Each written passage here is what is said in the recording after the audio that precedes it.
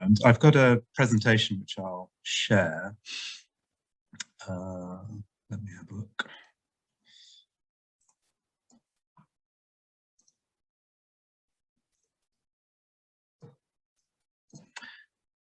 Okay, so hopefully everybody can see the screen. Could somebody just confirm that you've... It's good, looking good. It's fine, thank you. Okay. So this, the main project that I'm going to talk about today is a project called Raise the Roof, which there's a partnership of organisations in West Dorset that are working together, like Common Ground and the Arts Development Company and ourselves. And we're working with some architects called Assemble. They're quite an interesting set of architects. They worked, for example, with a community land trust in Liverpool called Granby 4 Streets. And as part of that process, they set up a workshop called Granby Workshop. And for that work, they won the Turner Contemporary Art Prize. So it's very interesting working with them. And I'll explain a bit more about the work that we're developing. But the other benefit of working with them is that they produce beautiful graphics, which, anyway, so this is a very nice sort of composite of different parts of Bridport where I live. Of course, the problem with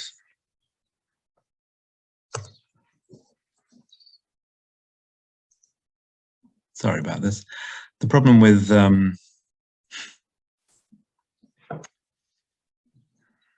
doing things on Zoom all the time is that things don't always work. So you have to get used to the technology. Always breaks down at some point. It's always a shame if it breaks down right at the start, but there we go. So let's try again. Okay, so I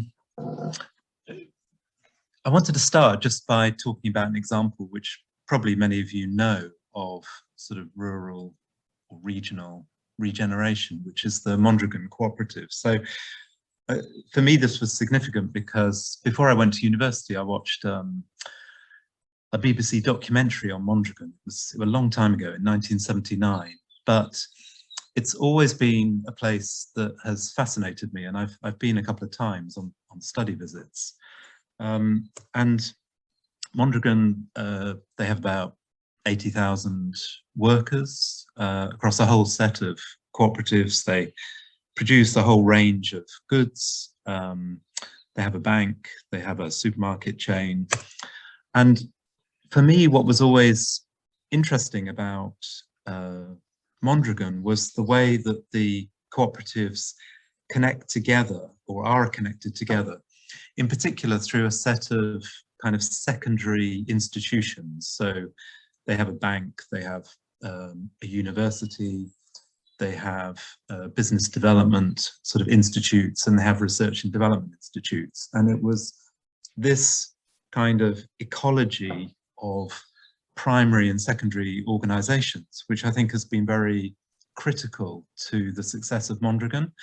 And I think something else that I draw from that is that they didn't have a kind of a long-term plan of where they would get to. And they started in the 1950s.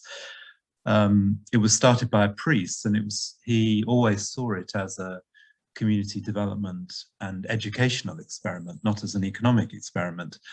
And he didn't have a long-term plan other than creating jobs for local people so that they didn't leave the area. But by creating this ecology that included these secondary organizations, it's had an amazing effect. And just to visit, you see the difference between the town where the cooperatives are based, and you go to other towns in the region, it's very different. So that's always been an inspiration. I'll come back to that later on. So as I say, I after university, I ended up working for the New Economics Foundation, and that was inspired by Schumacher's Small is Beautiful. And one of our trustees was somebody called George McRoby, who ran the Intermediate Technology Development Group. And I ended up, towards the end of my time there, working with him on a kind of follow-up to this book, Small as Possible. And we were looking at the sort of the early shoots of community enterprise and social enterprise in the late 80s and early 90s. And one thing that's very striking to me, and again, I'll come back to this, is the movement in that sphere, in that kind of domain over the last 30 years. One of the people who was influential on New Economics Foundation at that time was a Chilean economist called Manfred Max Neef. And I always found economics a bit challenging, probably not very good at maths, but I found Max Neef's framework very interesting. He basically said that there are a set of fundamental human needs, and we won't go into, whether these really exist or, whether you can call them fundamental. But anyway, he said that rather than thinking sort of purely in economic terms, when you're thinking about development, it's better to think of our needs for things like subsistence or protection or participation or creation, for example. And that you can then, from an economic point of view, or this is how I interpret it, you could then say, okay, subsistence is one of these needs, and how is that need satisfied? Okay, well, there's food, there's energy, and there's shelter, which are kind of basic ways that we satisfy this need for subsistence. And the other interesting point that he made was that satisfiers can be synergistic. So if you take something like food, for example, obviously we need food to survive, but food is also related to many other areas around affection or creation or leisure, for example. So it's a synergistic satisfier. So I was very interested in that, but it also kind of gave me the confidence to think, well, actually, I'm just going to concentrate mainly on food, energy, and shelter as an economic practitioner, because I felt that those were very basic. There are obviously other areas of the economy when we're thinking about kind of regional regeneration or, the needs within market towns. But it was food, energy, and housing that I've particularly focused on over the last 30 years. And then I've also worked with another economist who I met at New Economics Foundation called Pat Connaughty. And he had this sort of trellis idea that if we're going to work on areas like food, energy, and shelter, that there are certain enablers, and this kind of goes back to this point I was making about Mondragon, that we need to, he described as reclaim finance. We need to reclaim the commons, and we need to democratize and localize ownership. So what are those kind of enabling structures or programs that are needed to be put in place to enable us to put in place the other satisfiers that we're trying to develop? So that's that's a kind of bit of background theory.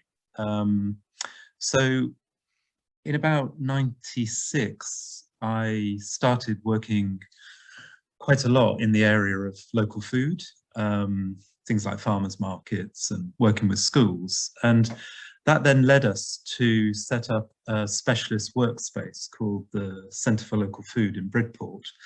And it was one of these projects. We had some leader funding. We did a wonderful business plan. We thought that farmers would come and use this centre to add value, to sort of process and add value to their food, but they didn't, even though in all of our market research they'd said they would. And so we sort of had to evolve a set of activities within this centre that we had with this wonderful commercial kitchen. So we did training with schools. We offered it as an incubator for people developing small businesses. And then we set up something called Local Food Links. And this was to supply school meals to primary schools in Dorset. And that's a whole big story in itself, but it entailed raising more funds for an additional kitchen. We set up a kind of hub kitchen. We ended up producing school meals. We did a lot of work with local producers as suppliers into Local Food Links. And this is the kind of model that we sort of ended up with. So now Local Food Links, it's supplying 56 primary schools. It has a turnover of about 1.5 million. It employs about 50 people. But in a sense, we were putting something in between lots of local food companies and farmers on the one hand, and lots of schools on the other. So Local Food Links was able to sort of provide these kind of enabling services around finance, technical expertise, community engagement. And now there are 4 hub kitchens which service these schools.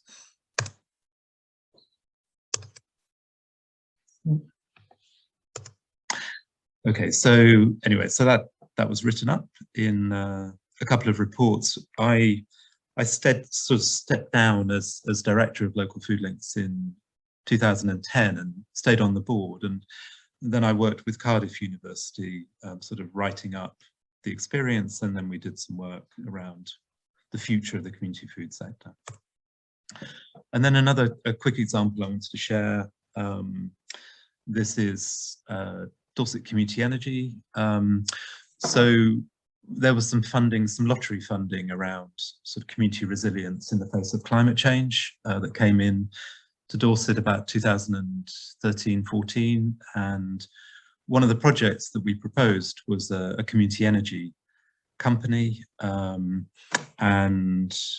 we have now done, these were the first 2 share offer documents we did. We did a further one a little while ago, and we're just about to launch a 4th share offer document. So we've raised about £1 million so far. Our next share offer document is looking to raise another 400,000 to do our next set of installations. And again, this idea of how do you create something that sort of sits between, on the one hand, in this case, a local ecology of installers and equipment suppliers, and then these are the projects that we have worked with. So we've put PV on 18 schools, 4 community buildings, and 4 hospitals.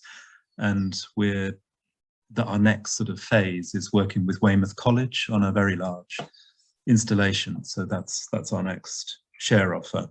But if all of those individual schools, community organisations and hospitals had done it themselves, well, A, it probably wouldn't have happened, and B, it's a fairly inefficient way of going about it. So having this organisation in the middle that can raise finance, offer the technical expertise and the community engagement, it's a kind of more efficient way of doing it. And it goes back to this thing about how do we create these sort of secondary enabling structures that can support the kind of regeneration that we're looking for.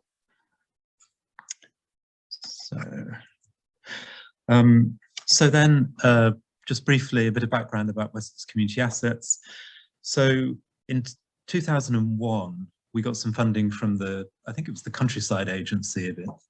Anyway, all these organisations that sort of appear and then get closed down. Anyway, we got some funding to create a thing called the Wessex Reinvestment Trust Group as a set of secondary structures, in particular to help social enterprises and community enterprises to access land and finance. And one of the organisations within that group is Wessex Community Assets. And sorry, my panel is probably getting in the way. Yeah, so we have evolved a support service for community housing projects. We work across Devon, Dorset and Somerset. So we work to help local communities set up community land trusts.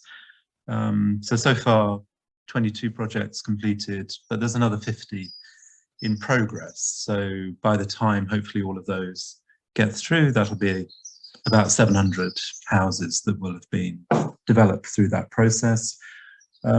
We started off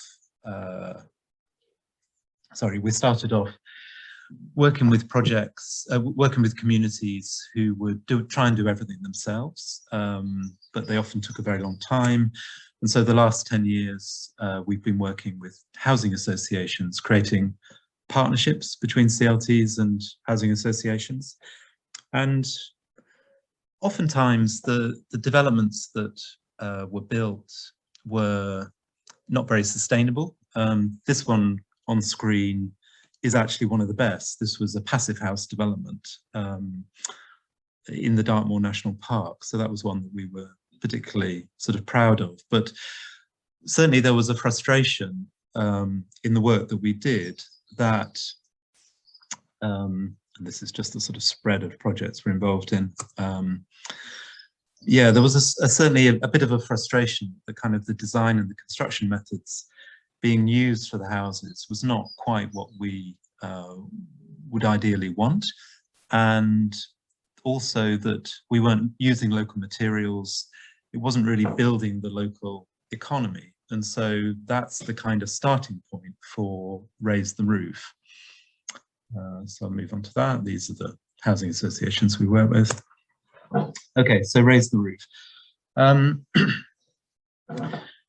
So, as I say, Raise the Roof, it's a partnership. So Wessex Community Assets sort of brought together these various partners. We had some initial funding from the Arts Council and also from Bridport Town Council to get the process going. The rather hazy picture in the middle, again, I could spend my whole talk talking about this. So this is one of the buildings put up or designed and built by students at a college that's run by the Architectural Association just near Bridport. It's called Hook Park, and they have outline planning permission to build out the college, and each year students come in and they design and build another element of the campus.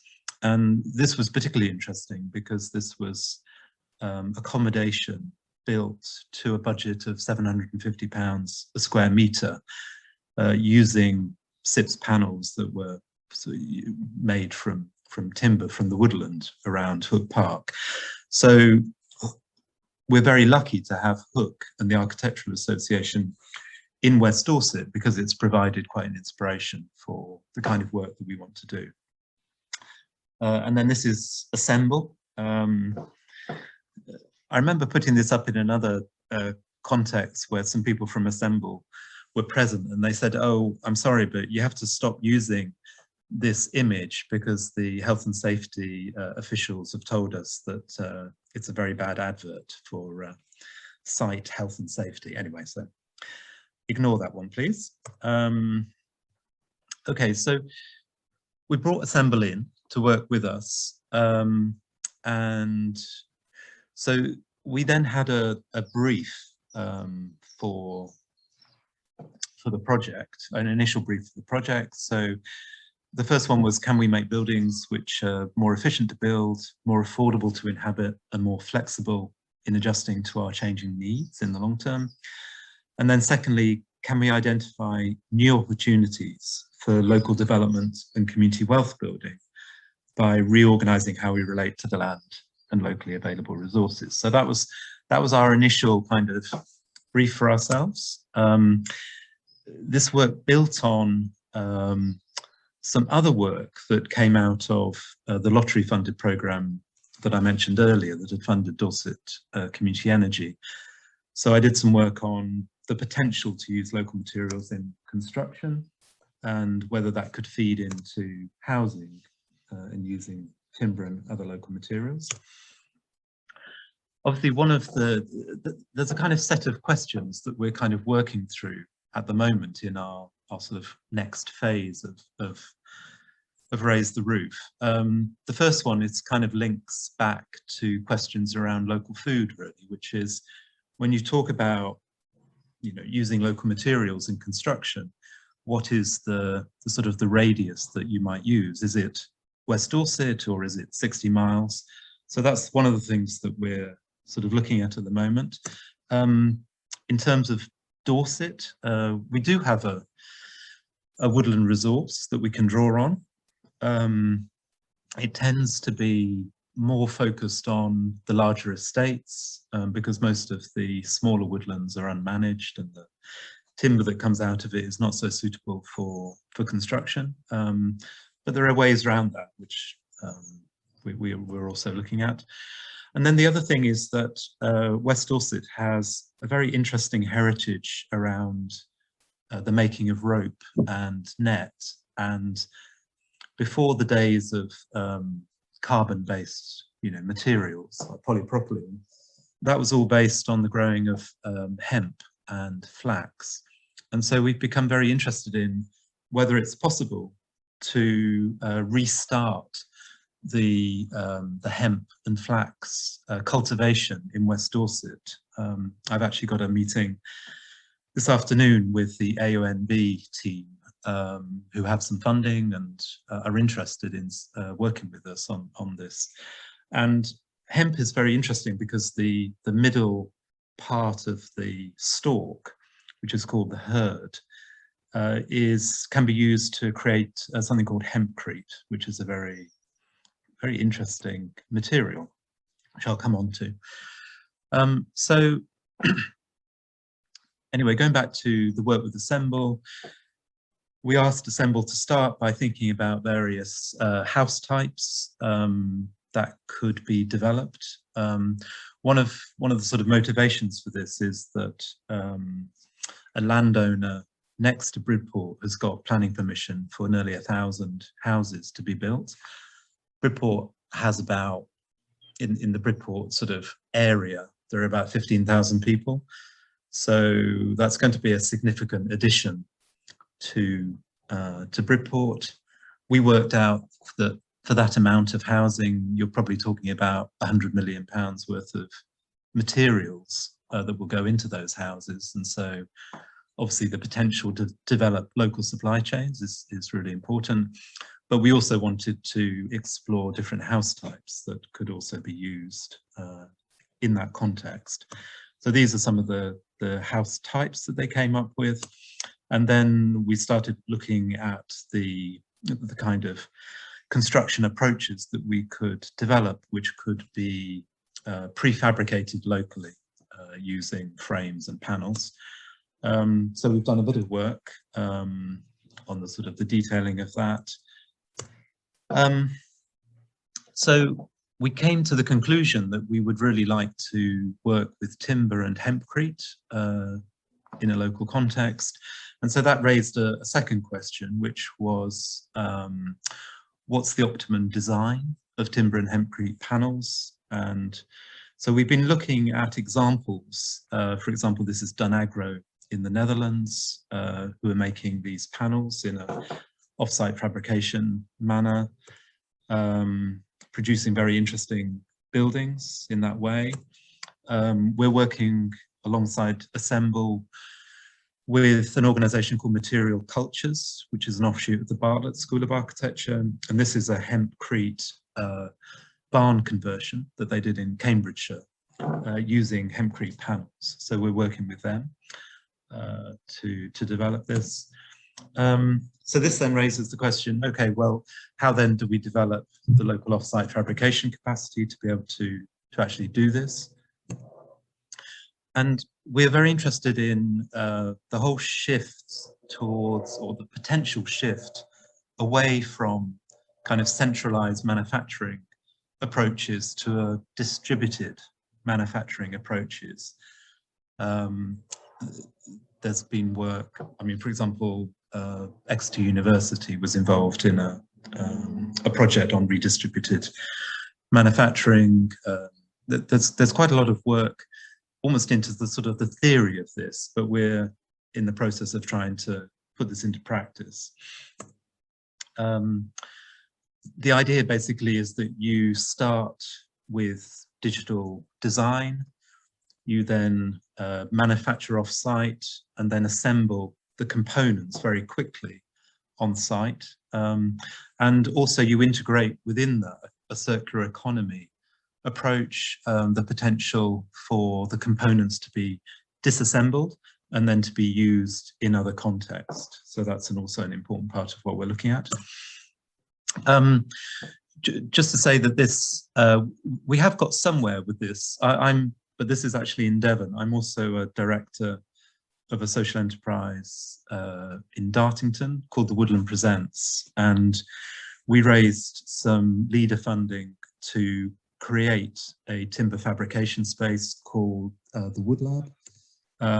So this is it. It was completed last year. And so basically it's a big, well, not very big, but it's a big enough fabrication space. Lots of the kind of equipment that we need. And then we rent out bays for small companies to use, but we also have the bigger space to do off-site fabrication. So then there's a third question, which is within this space of kind of distributed manufacturing, there's a lot of interest in both digital design, but also digital or digitally related manufacture. And so one of the questions we're also exploring is, in the middle, you've got a CNC machine, then people are doing work around 3D printing. The Architectural Association at Hook, they have a robotic arm. So where on this spectrum would it be appropriate for us to develop the local manufacturing capacity? And so here are just some examples. This is Western Solar. They do off-site prefabrication. For this development, they just borrowed a barn from a local farmer. They put the equipment in, built the panels, and put the houses up. This is Ecomotive in Bristol. They've developed something called a snug house and created a sort of almost like a flying factory, which has training facility. So that's a sort of next level up. This is ZPod. They're also doing a development in Bristol above a car park. It's very interesting, but they have a pop-up factory where they make the modules for the housing. And then it goes as far as something like Wiki House, where basically sheets of plywood are cut out on a CNC machine and then slotted together a bit like Lego. So that's another quite interesting approach. But for us, this doesn't quite work because the boards that they use, like OSB board or plywood, is made in big factories in Scotland or Austria or wherever. And our aim is to use local materials, timber and things like hemp. And so we're interested in how you could take the approach of Wiki House, but link it to local materials. So that's kind of what we'll engage with at the moment. So then another question, a lot of this work around distributed manufacturing is also linked to ideas around sort of open source digital design and digital platforms for procuring the materials that you need. So this is another area that we're beginning to explore. So very simply, there's potentially a set of suppliers locally. Then on the right, there's a set of manufacturers, subcontractors, craftspersons, designer makers, all wanting to supply construction components, fittings and furniture. But actually there isn't a mechanism at the moment that makes it easy for those actors to access those supplies. So we're planning to develop an online platform for that. And then the second thing is you need digital design platforms to actually design the construction components and link that to an assembly process.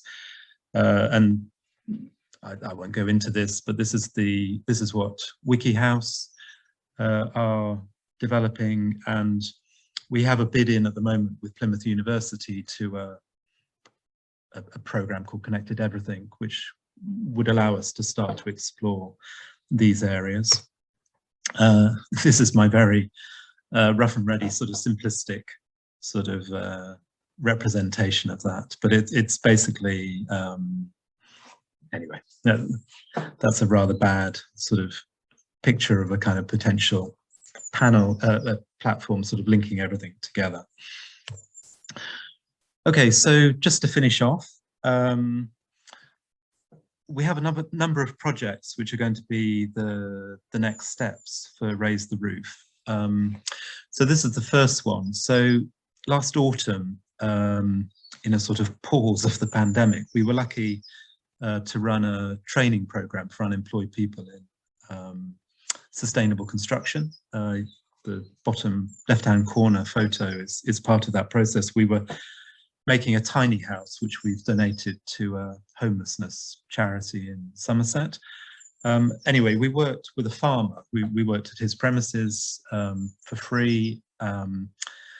Interestingly, the farm that he works on with his brother, they've just halved the number of dairy cows that they have. It just wasn't viable to have such a large herd. And in the process, it's leaving buildings that they were otherwise using for housing cattle. So this is one barn. And so we've started to draw up plans to turn this into a wood hub, a bit like the Wood Lab down in Devon. So on the one hand, it will allow us to do the sort of processing and fabrication. It'll have a skills training element, and it'll have a workspace element that we can rent out. So this is the sort of rough idea for that. So this is another kind of piece of this sort of infrastructure that we feel is necessary to make all this happen. The next step is in the middle of Bridport, the Town Council owns some land and they're working with the museum on the plans for a storage building with a museum. So that's a second project. Interestingly, the Science Museum developed a storage building using timber and hempcrete panels, because hemp is a very good material, hydroscopically, I think it is, of maintaining the sort of a good atmosphere for storing things. A third project, we're working with Bridport Co-housing Group. They're currently on site with an affordable development of 50 houses. And they're just in the process of redesigning their common house because they've run out of money, but they would like to work with us on a prefabrication approach using timber and hempcrete panels. And then we've got some funding for Assemble to design a pilot terrace of affordable houses in Bridport, again on land owned by the Town Council. And then the longer term sort of project is this, sorry, it's not very clear, but this big project on the edge of Bridport called Vere's Farm, where there's going to be up to 1,000 houses built. And this is what we really, are seeking to influence, but it's probably going to be a bit of a challenge. Okay, so I said that I would just talk for 40 minutes. So I've got 3 minutes left, I think. So the last kind of question that we put to ourselves is this question: how do you weave together the design development, technical development, materials development? How do you weave those together?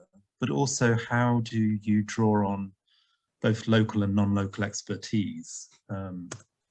So we sort of had this idea, okay, we've got to think about, the materials we want to use, the technical side, the housing design, the manufacture, but that then sits within quite a complex sort of web of different things that we also have to consider and engage with. So on the left, you've got things like supporting the cultivation of timber and hemp, building local supply chains, creating new capacity for processing and manufacture. So all of those are challenges in themselves. And then on the right, equally important is the whole area around community engagement and participation, education and training programs, and then also some of the nitty-gritty. We want to do self-finish housing. So what are the legal and financial models that we need to develop for that? So it creates quite a complex, sort of thing that we've got to do. We've just got 2 years funding from the Friends Provident Foundation to move into a second phase. So that's really, really encouraging. But we're conscious that this is quite a challenge really to take on. Okay, and then just to end, I kind of had these slides at the end, which I thought I probably wouldn't have time to go through, but it kind of takes me back to those initial slides about Mondragon.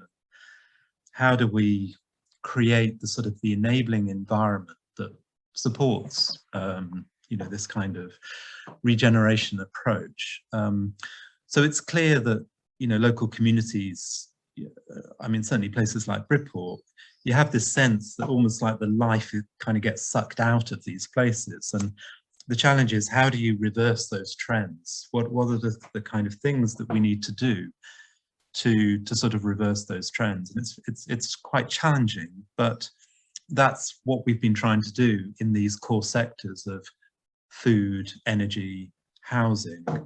And the Raise the Roof project kind of takes us into the next phase of that. So yeah, this could be a lecture in itself, but I mean, we're very conscious that to do all of this, what you're talking about is the resources that are needed to underpin economic activity, which are land, physical capital, financial capital, and data. And the problem is that, you know, the 99% of households, we don't control those things. And so, you know, how do we set in train economic development processes that allow us to have access to those resources? And so this is the kind of the model, and I'll sort of finish with this, which is we sort of say, okay, we need workers to get more of the kind of the value that's created through work. So that's why we're very interested in social enterprises, employee-owned firms, and co-ops. When you look at land, we've done a lot of work around the commons. You know, how do you create land and property as the commons? With financial capital, things like community share offers, you know, that's the sort of social finance sort of elements that you need to put in place. On the data side, we're doing a lot of work around sort of open source design and other forms of open source data that is needed. And then with the physical capital, again, it's about creating these maker spaces like the Centre for Local Food or the Wood Lab or the Woodhub, which give us the capacity to actually do the things that we want. And so that's that last slide is just sort of trying to summarize the kind of things that we are putting in place. And obviously, you know, comparing it to something like Mondragon, you know, we're nowhere near the kind of level that they've got to, but we are trying to think, you know, reasonably systematically about the kind of things we need to put in place if we are to have genuine sort of regeneration of the towns that we live in. So I'll stop there and hopefully there'll be some questions. Mm-hmm. Well, thank you very much, Tim. That's been really fascinating presentation, very, very interesting. And I have to say, very different from many other presentations that we had lately. So I would hand it over to Julie to facilitate the discussion and go through the questions that were raised in the chat. Thank you, Tim. That was fascinating. Some very familiar themes there, I think, for the rest of us as well. I've been monitoring the chat. The first question is a rather long question from Dan. Dan, it might be easier if you summarize rather than me just reading that out, I think. Okay, thanks. I'll try and make it very quick, and it's probably a bit of a half-baked question, Tim. Thanks so much. That was really fascinating as ever. And I just suppose on my mind while I was watching your slides was how amazing those designs were in comparison to where I live in Frome, which is another really fascinating place and famous for its kind of flat pack democracy, as it were. But yet we're surrounded by these sort of mushrooming Bovis type estates linked to the housing targets that have been imposed on all councils.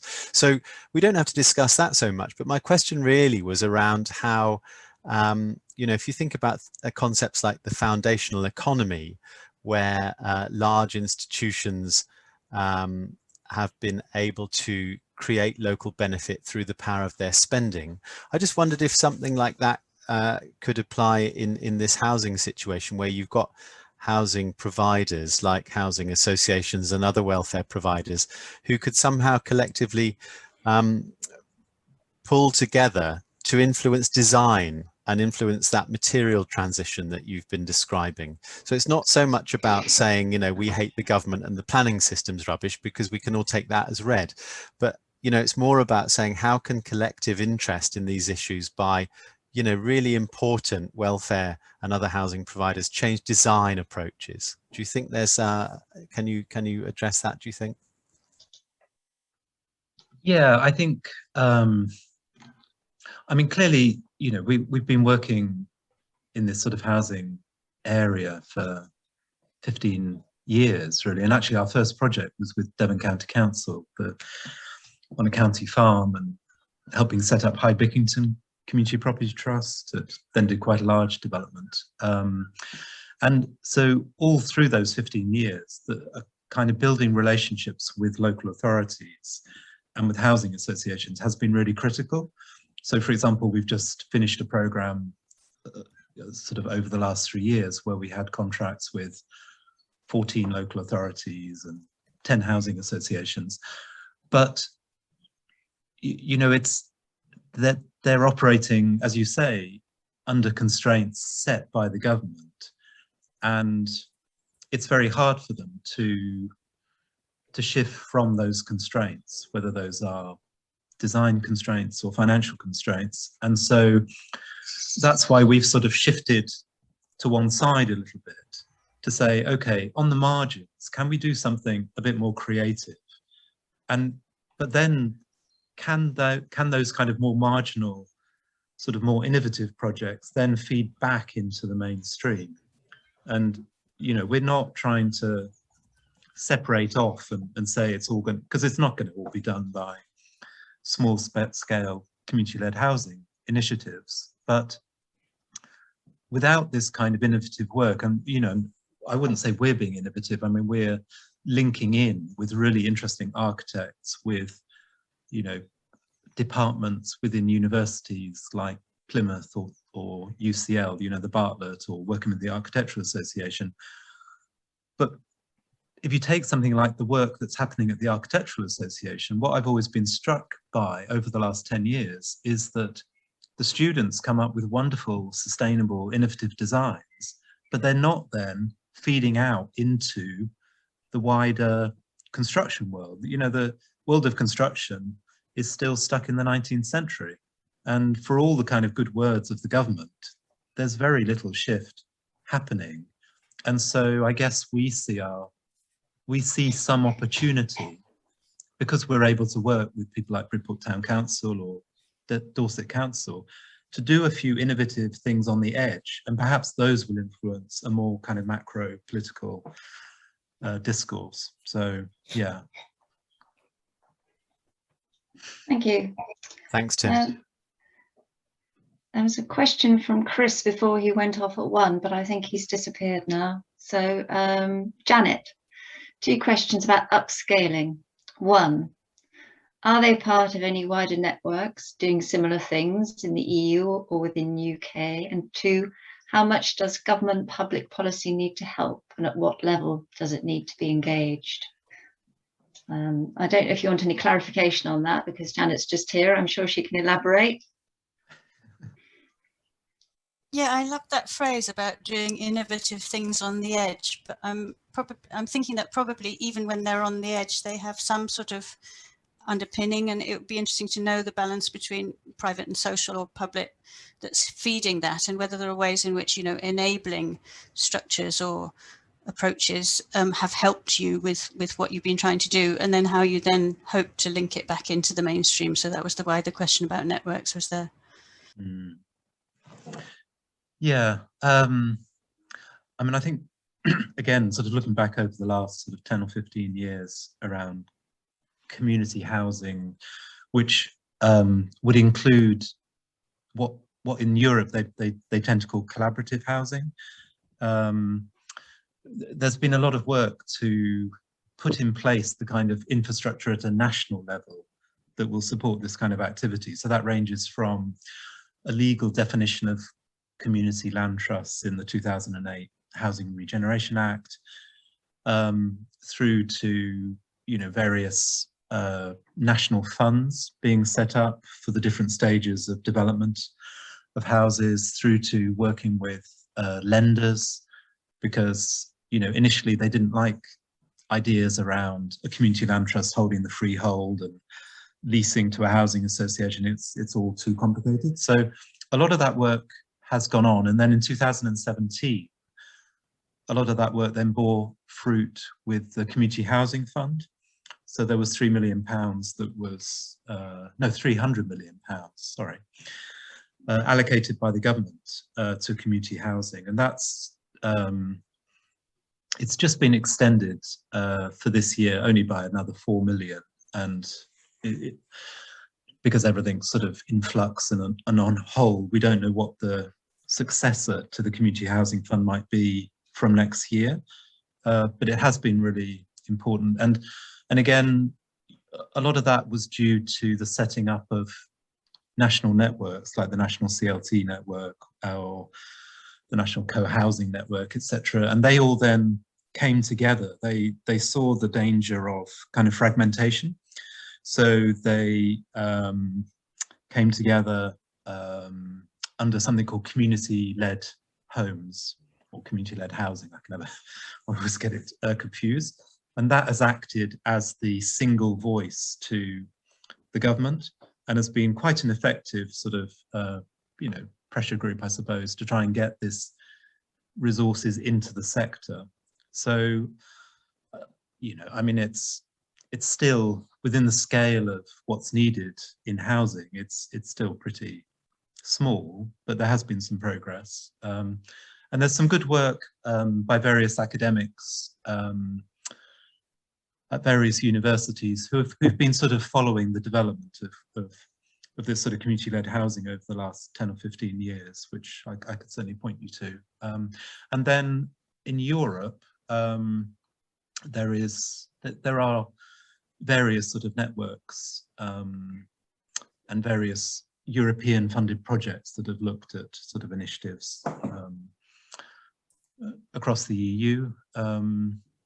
Yeah, and in a way, I think we're at a phase now where I think we're needing to learn more from Europe than the other way around, in that I think over the last 10 years, this model of community land trusts working with housing associations has become quite dominant. And, you know, we have really good relationships with housing associations, but housing associations, you know, they have to work within a framework of Section 106 agreements, and so a lot of the types of more kind of self-help, mutual aid, cooperative housing that we would like to promote, it's very difficult to fit those into the regimes that the government has set out. And so, you know, CLTs and other groups will end up working with housing associations. But as I say, because those housing associations have their own constraints, it limits to a degree the kind of innovation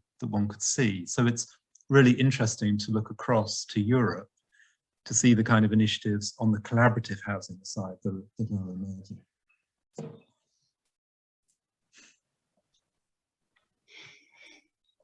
Just moving down now, Matt's got a question at the bottom here. Is there a moment now for us to help market towns as post-COVID working patterns emerge? I think, I mean, I can, well, I do work, you know, in some other places, but I tend to sort of always bring it back to Bridport. Sorry to be a bit parochial, but, you know, clearly one of the things that has struck me over the last year is the number of younger people that have moved back to Bridport post-university. And it's actually shifting in a quite interesting way, some of the dynamics in the town. And I think that, I remember when I was running, say, like local food links, it was always very difficult to recruit people who wanted to sort of go beyond just seeing it as a kind of job, you know, in a sort of rather transactional way, but was actually quite excited by what you were trying to do. And but now because a lot of our work is around things like digital design or exploring things like digital manufacture, for example, suddenly there are people in our area who are very au fait with some of those things, and that to me is quite exciting. Because that diagram that I showed of sort of the arrows, sort of coming out of the towns, one of those big arrows is young people, growing up, going to secondary school, going off to university, but not returning. Obviously there are issues around house prices. Can you get a job that allows you then to get on the housing ladder? And that's a big challenge. But I'm sort of cautiously optimistic that, there's this big group of young people that could really get engaged in all of this. So. Thank you. This is from Gordon Morris. Tim, how involved had Bridport Town Council been beyond funding? Have Dorset Council been involved and the MP support? Is there any interest politically? So Dorset Council has been is very supportive of the work that we're doing. I mean, West Dorset has, I think, the highest number of community land trusts in the country, by population or whatever.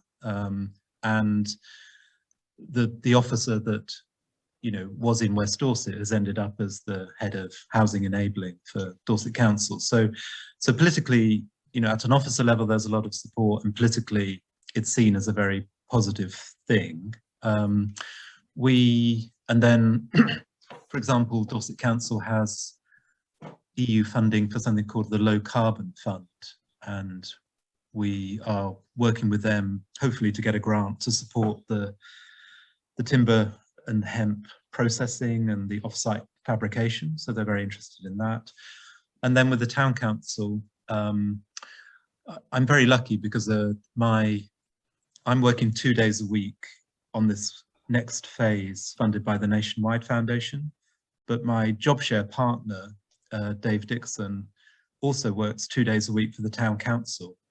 So it's like there's a really close link through Dave to the Town Council, and yeah, a lot of interest from the councillors, as far as saying we have plots of land and we're really supportive of, raise the roof, and if we can make this land available to actually make these projects happen, we're really keen to see it happen. So, and I think that this is, it kind of goes back to Dan's sort of point, really. I think that one of the weaknesses of social enterprise in the past has been a failure to cultivate these relationships with local authorities.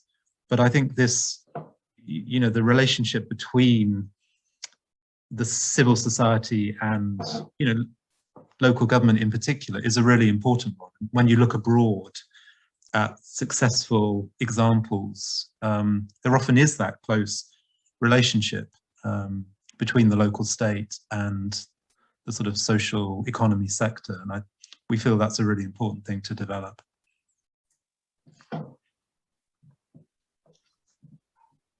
Thank you. We seem to have come to the end of the questions in the chat, and it's probably a good time to pause now.